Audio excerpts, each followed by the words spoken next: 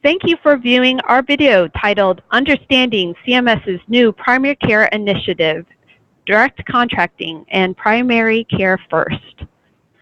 I'm Kate Mahler, Deputy Executive Vice President for the Ohio Academy of Family Physicians, and we're pleased to provide this video as a benefit of OAFP membership.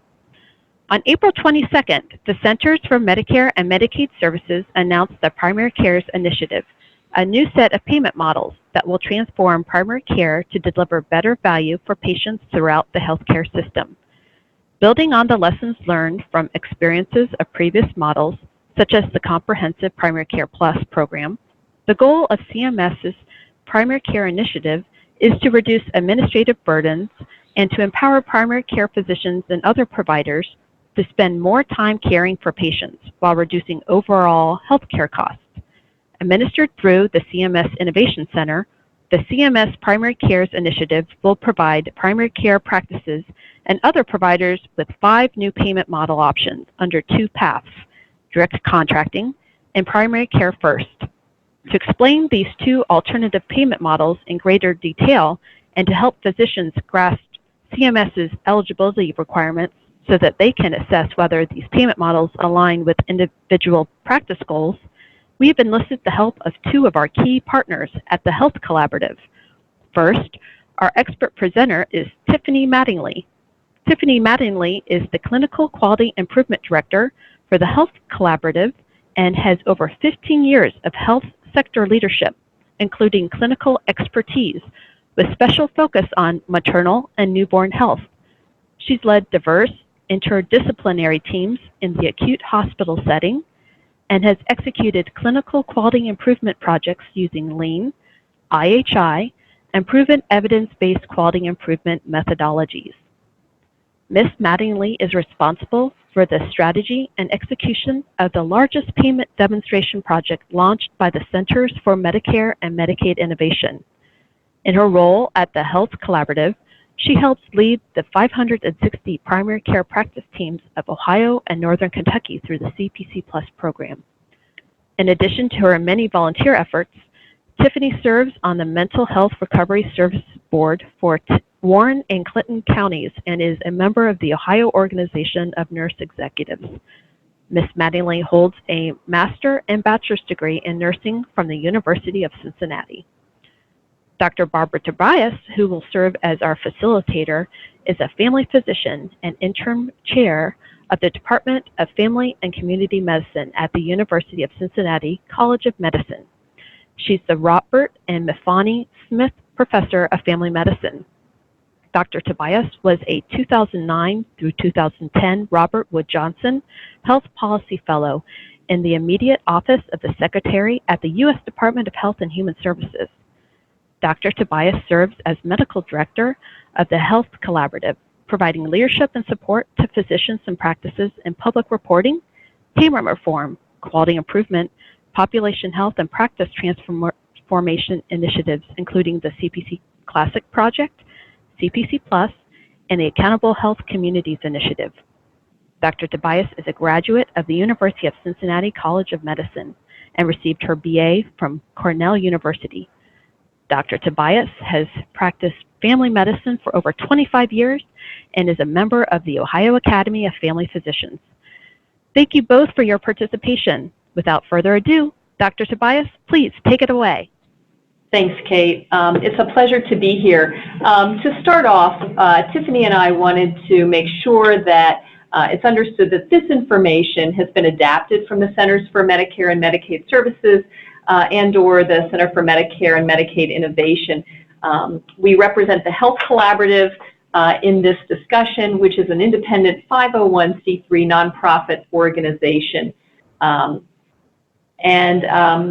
This does not represent, nor is represented by CMS or CMMI. And with that, let's talk through our objectives. So in the next few minutes, we will be providing an overview of the 5 new payment models and 2 paths within this CMS Primary Cares Initiative. We'll review some of the payments and incentives within the models to support patient-centered value-based care. And at the end of this discussion, We would like physicians and practices to be able to identify key factors within these models to assist family physicians' assessment of their own practice's readiness to participate.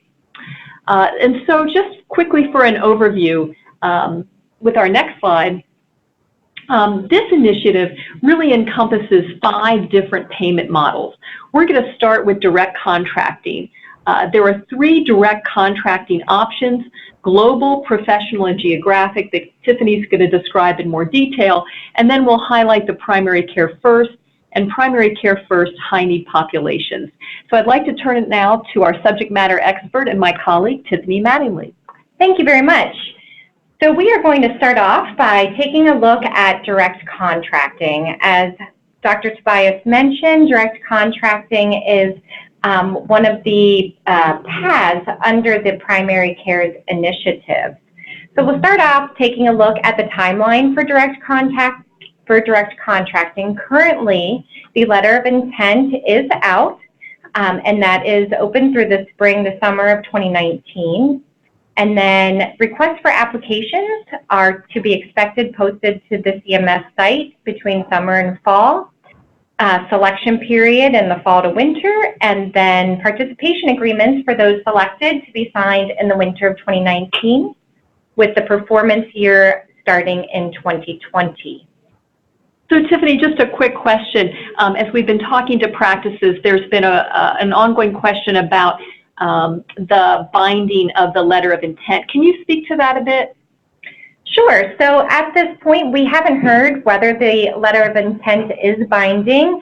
From our past experiences in some of the other payment demonstration projects, that has not been the case. So if this carries forward as it has in the past, then that letter of intent would not be binding. Thanks for that. Sure, you're welcome. So we're looking at payment year beginning in January 1st of 2021, and then direct contracting is a 5-year performance program that would end in January of 2025.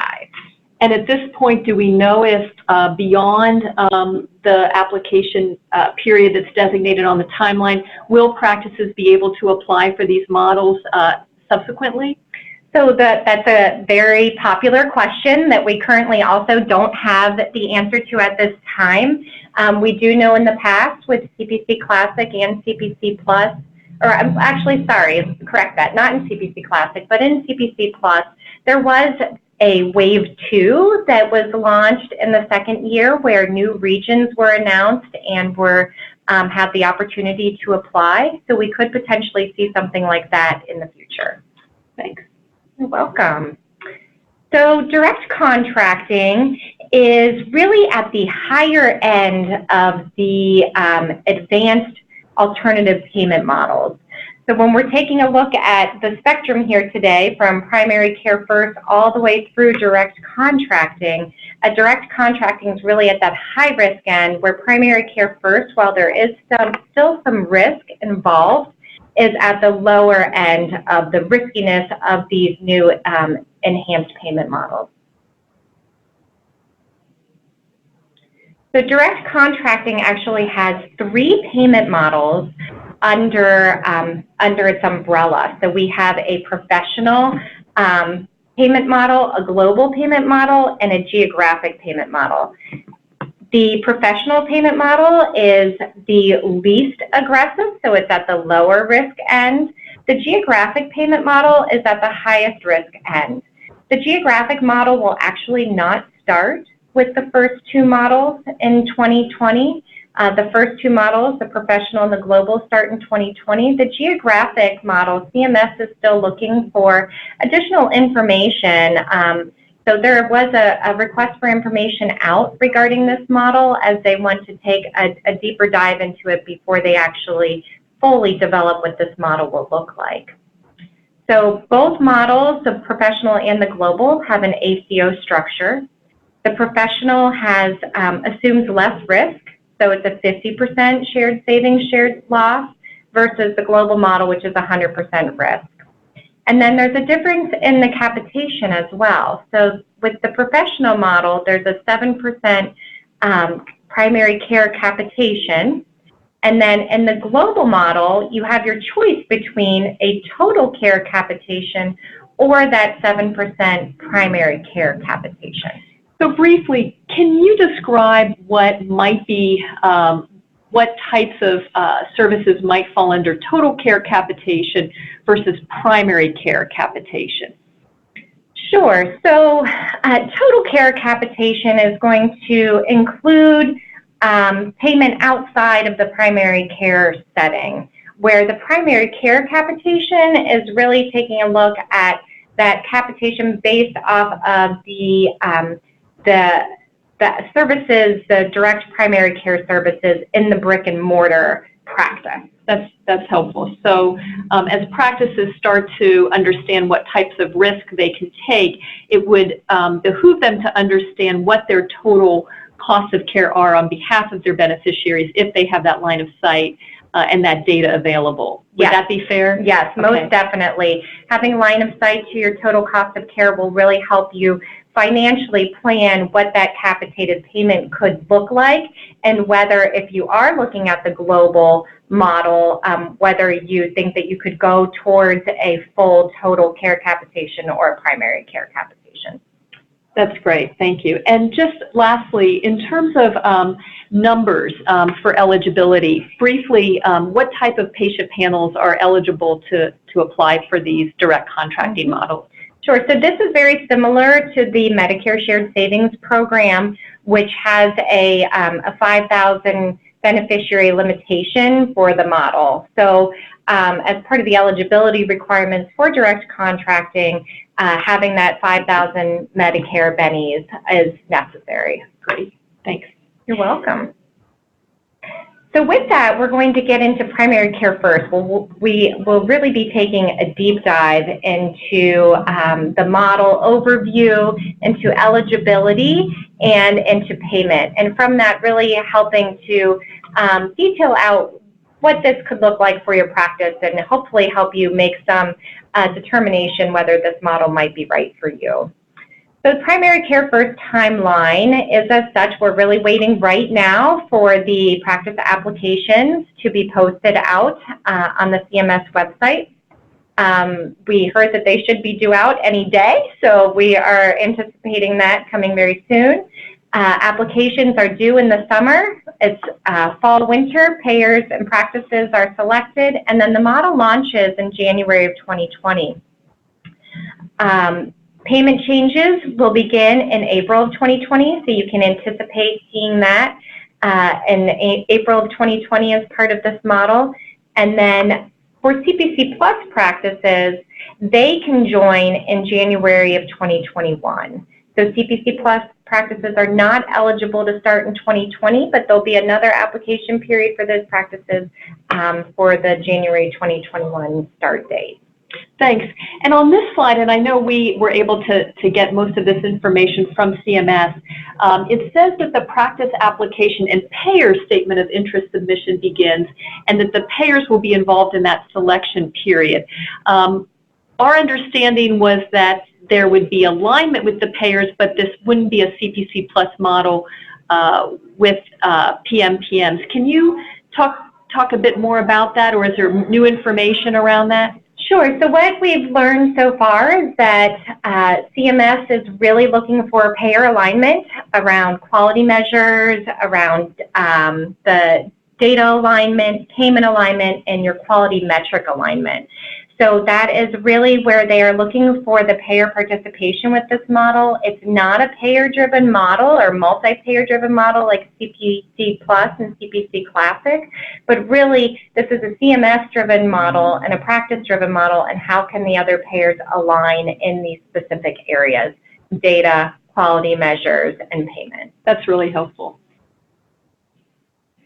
So the model overview, Primary Care First is really, when we looked at that Primary Care First to direct contracting spectrum or continuum just a little bit ago, we can see the same thing with the Comprehensive Primary Care Plus. So we have Track 1, Track 2, and then Primary Care First is really the next step up from the CPC Plus models. So this model was really built for practices who were either part of the Comprehensive Primary Care Classic or Plus program, or who have all the components in place, but were actually not participating in those models. So it's a pretty aggressive model built on a CPC-like foundation. And we'll get into what that looks like here in just a couple of minutes. So there's some goals, and the overview is here as well. So this is a 5-year payment model, alternative payment model, offers flexibility, increased transparency, and performance-based payments. There's payment options are to support the complex chronic conditions of your payments, and there's a seriously ill population model as well that we'll get into. Fosters that multi-payer alignment that we just discussed, and the overarching goals are to reduce the Medicare spending, improve quality of care, improve access of care and patient experience as well. So we can see here we have new and existing regions. As we're talking about this, the existing regions are the current CPC Plus regions, which you'll see in blue, and the new regions are in orange. So we now have a total of 26 regions across the nation that have the opportunity to apply for the Primary Care First model. So Tiffany, if a practice is part of a system that's participating in CPC Plus, but that practice in and of itself is not participating, are they eligible to apply for Primary Care First, or do they also have to wait until 2021? Right, that's a good question. So they are eligible to apply in 2020. So Primary Care First, just like CPC Plus, is a brick and mortar practice level program. So if a practice is part of a system that has practices in CPC Plus, but the actual practice is not part of CPC Plus, they can apply for the 2020. But the other practices in that system that are CPC Plus must wait until 2021. And just to further clarify, federally qualified health centers or community centers haven't been eligible because of their Medicaid wraparound payment. Is that still the case for Primary Care First? Yes, that continues in Primary Care First. So the FQHCs are not eligible to apply. Thanks. You're welcome. So when we look at the 3 payment models for Primary Care First, we have the Primary Care First payment model, which is the first option. Then we have a payment model for the high needs population, or what CMS is calling the seriously ill, or SIP population. And then the third option is to participate in both the Primary Care First and the seriously ill population. So you can participate in one or the other, or participate in both. We would like to stress that as part of Primary Care First, as we mentioned, this is along that continuum of starting with CPC Plus, Track 1, Track 2, and then Primary Care First, and that this model is really built off of the foundation of CPC. And with the comprehensive primary care, there were 5 main areas, or there are 5 main areas that are really helping to build these practices up and build the foundation up in these areas to transform the way they are providing care in their practices. So access and continuity, care management, comprehensiveness and coordination, patient and caregiver engagement, and planned care and population health. Those are all the functions that are driving the change within the practices. And so it's important as you're looking at, is this model right for you? Do you have some or all of these components already working within your practice? So here's a little more detail about what each of these core functions entails.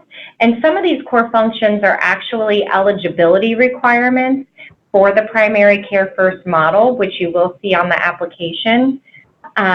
But we can go through this and take a look at some of these, and you will see these crosswalked over to the eligibility requirements, such as access and continuity and providing 24/7 access to a care team practitioner.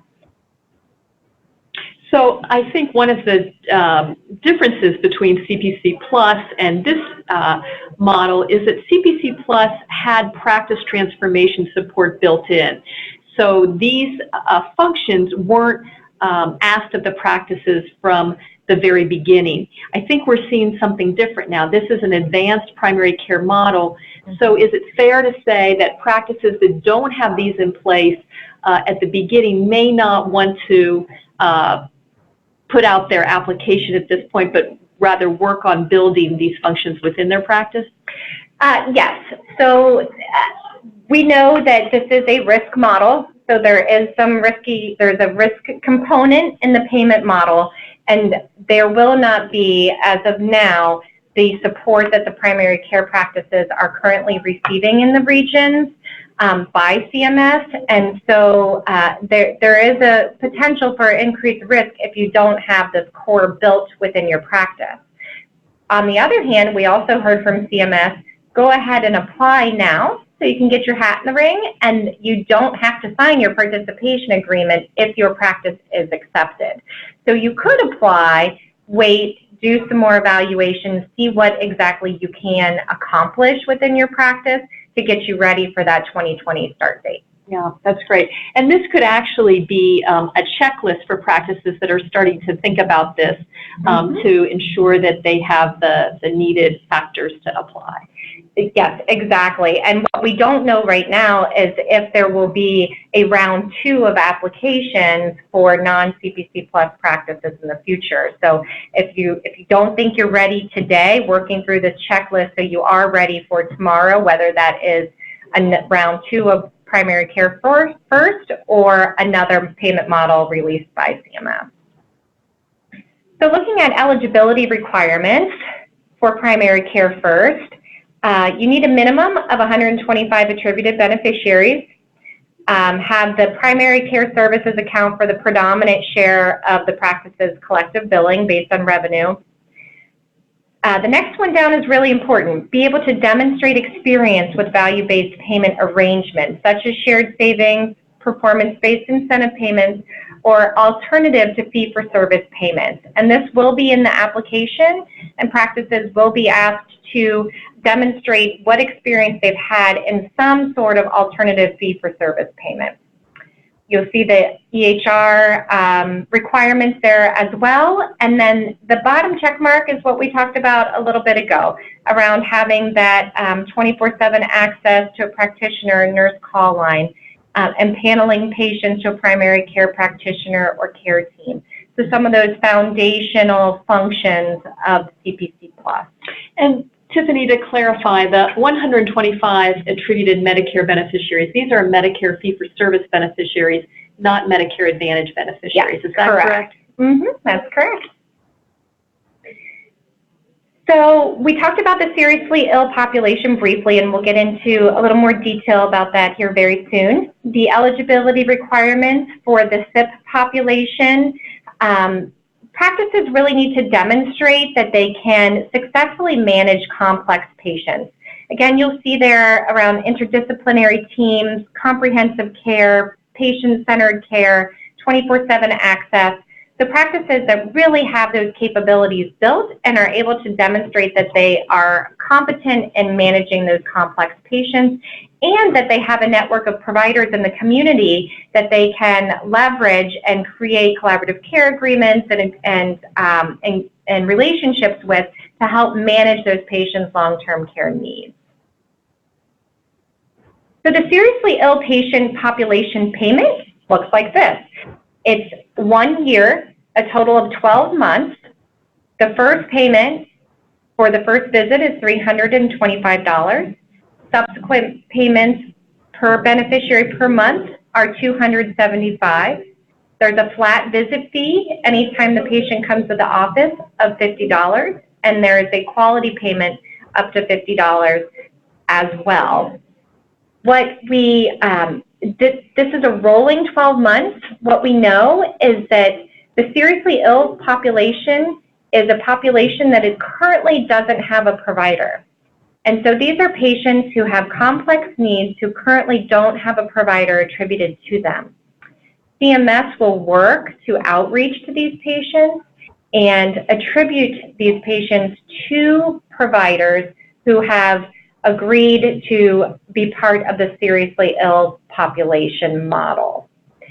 After 12 months, these patients roll off of this model and can either roll into the primary care first model or just become part of your empaneled patients within your practice if your practice is not a primary care first practice. One of the eligibility criteria discusses Medicare enrolled clinicians who provide hospice or palliative care can partner with practicing practitioners or participating practitioners. Can you define what that might look like? Could a hospice apply to be a SIP provider? Sure. So those who can apply to be a SIP provider are primary care brick and mortar practices only. So hospice and palliative care cannot apply, but those clinicians who provide hospice or palliative care can partner with the participating practitioners. So that's, as we talked about, you're partnering with finding those within your community you can partner with for this complex care. This is a great example of that. Is CMS prescriptive then about how that one-time payment and monthly payment would be distributed across the partners? Not that I've heard. Okay.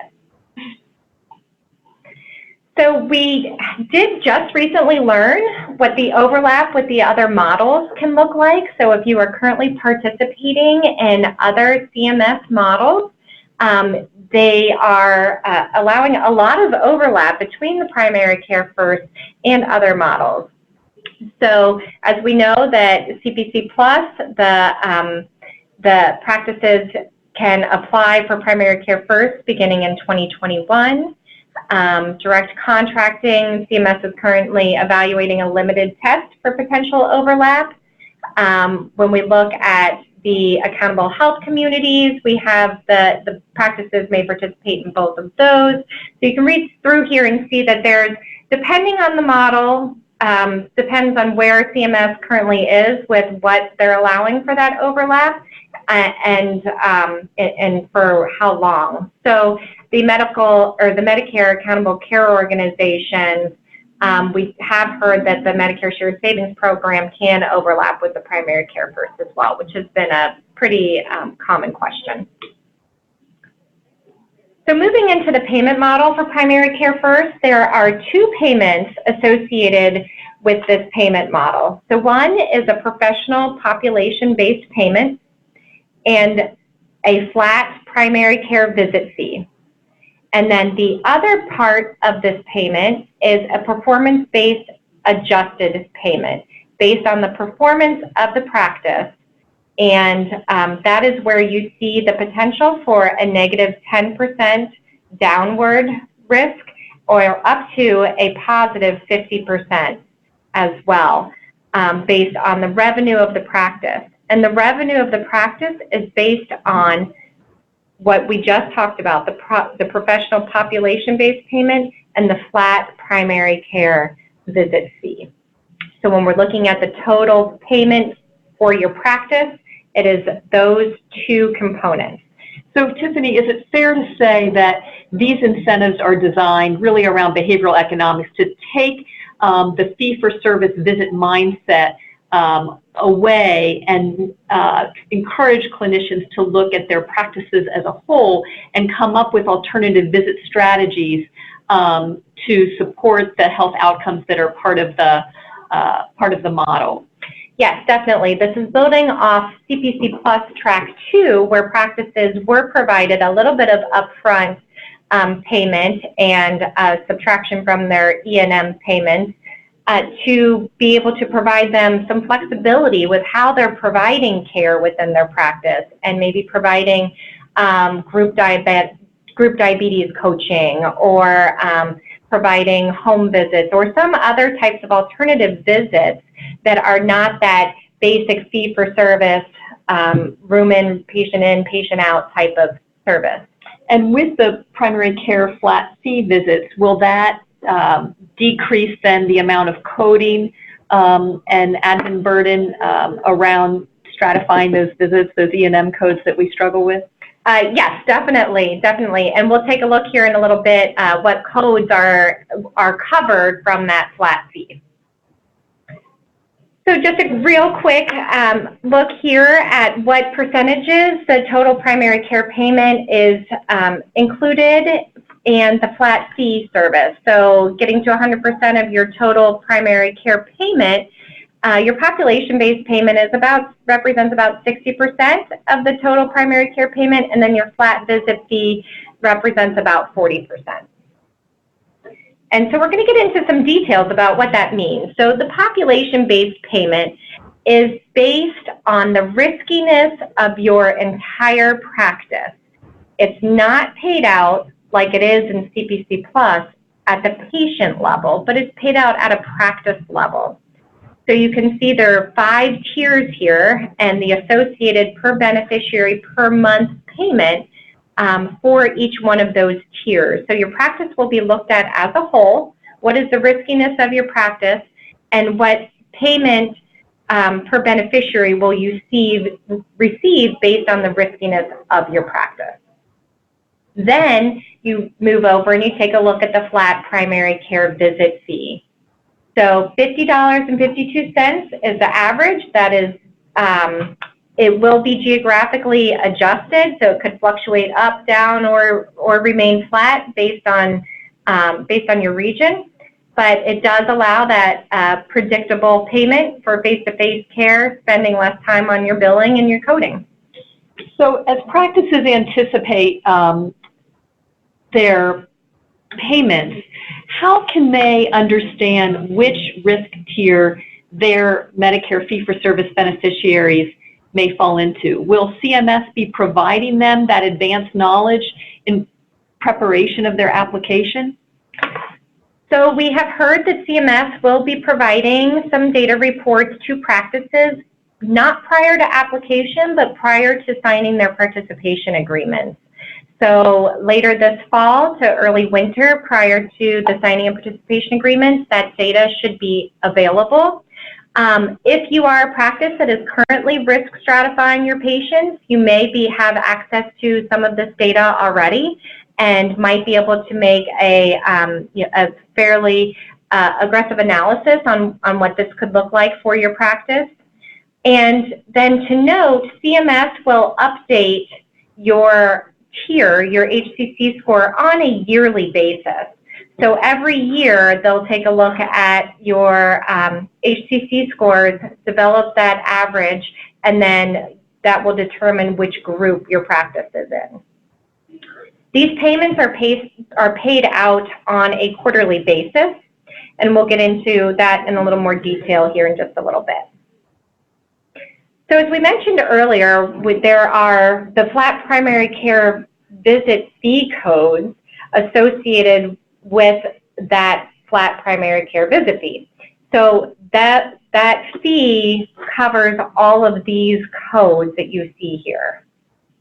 So if I do procedures and do a shave biopsy or some other type of procedure, I can still bill Medicare for those procedure codes. Yes, exactly. Exactly. And those codes will not be included in the total revenue that determines your upside or downside risk. Great. So as we mentioned, you have the 2 payments off to the left, and then the last part of this payment is your performance-based adjustment. So this is where CMS will look at your performance in acute hospital utilization as the overall gateway into the performance-based adjustment. And they will compare you to a national cohort and then a regional. And then they'll also look at your improvement against yourself. So how much are you improving throughout the course of the model? And then that is kind of the third component that can get you to that upside 50%. If you don't meet the national acute hospital utilization benchmark, then you are automatically subjected to the negative 10%.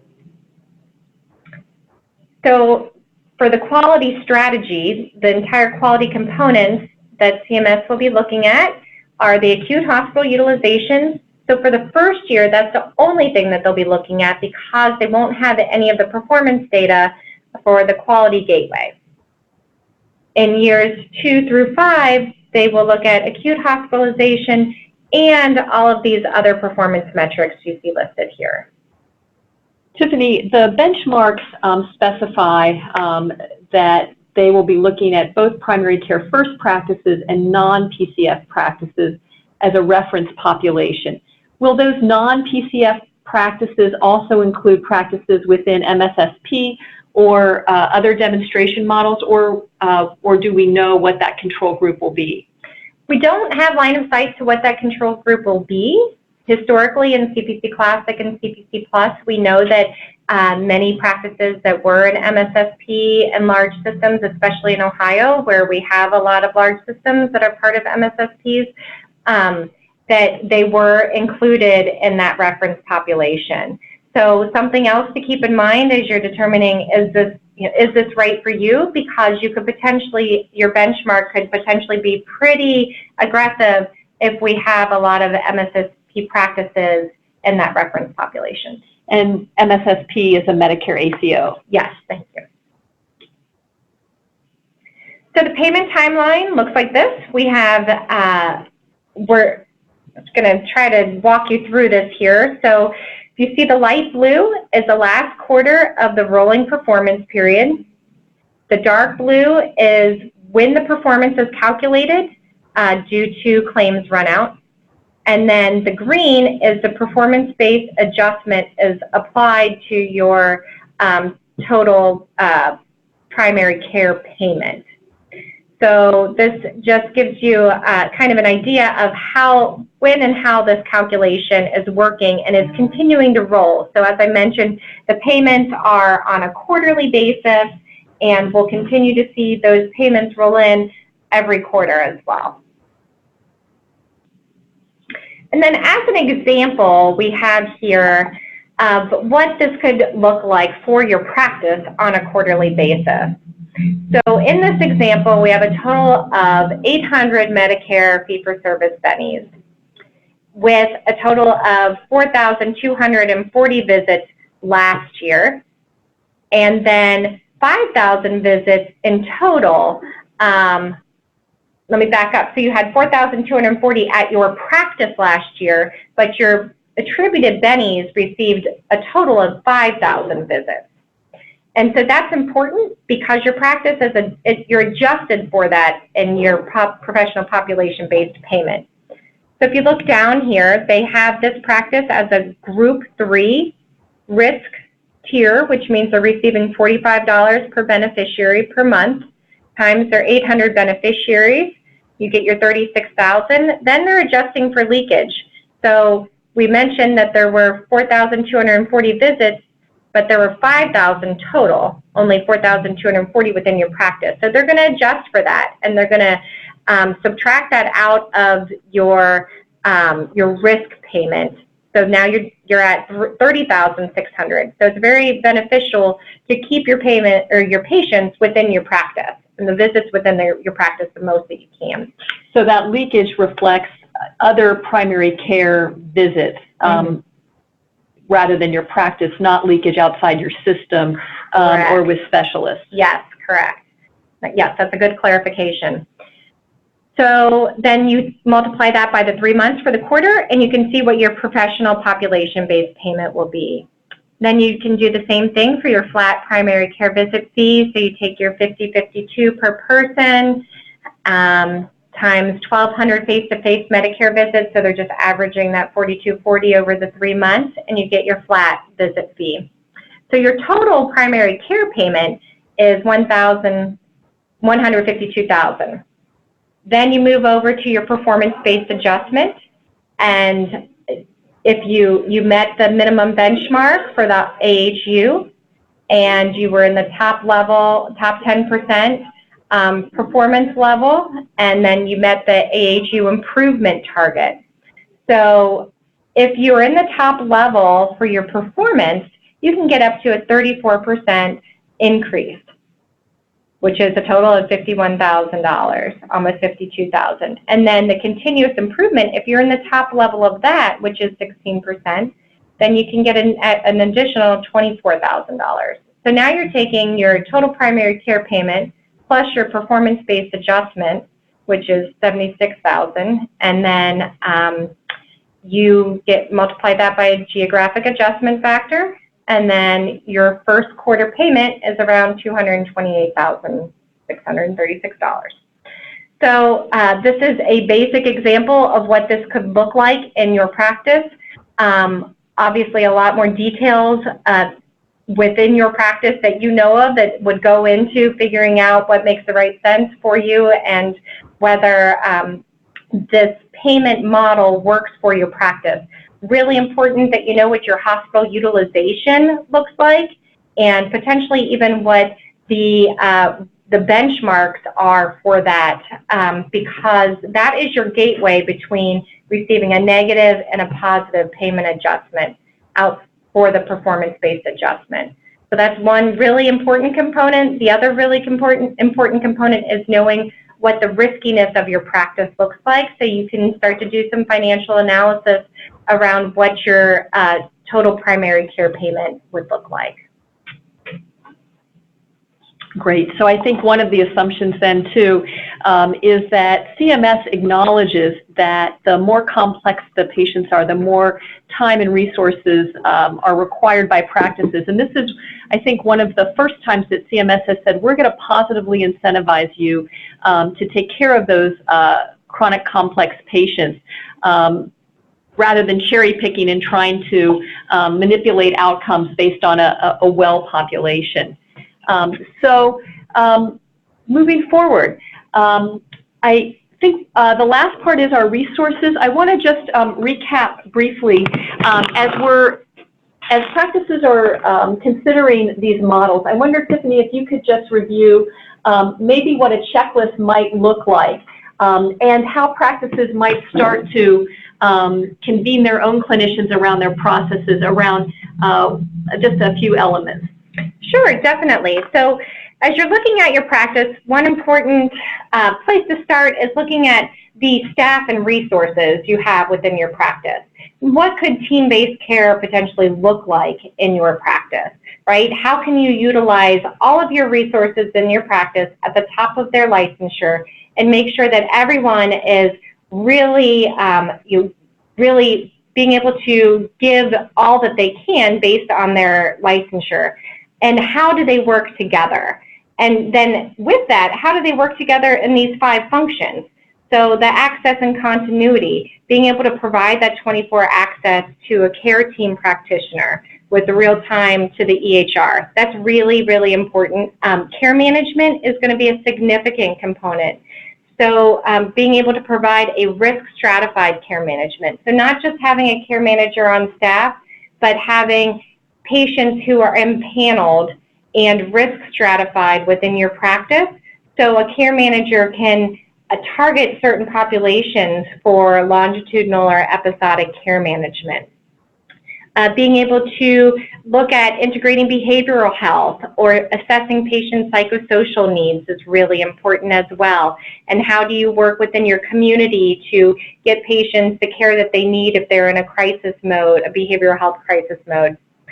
Patient and caregiver engagement is something that is really important also as we look at offering group visits, as we look at offering patient and family advisory councils, and really bringing the voice of the patient and the caregiver into the practice, and then taking that voice and those recommendations to make changes within your practice so your practice is very patient and family centric. And then for planned care and population health, data, data, data. Just looking at your data, having access to data, reviewing that data as a care team within your practice, looking into some basic quality improvement methodologies around plan, do, study, act cycles, some quick, rapid cycle improvements, having access to your colorectal cancer screenings, to your, as we mentioned, to your hospital utilizations. So that's going to be really important to be able to continue to monitor your progress and success. That's really helpful. And I think along with that, then, our compensation strategies for our clinicians and our practice teams have to be aligned with these incentives as well.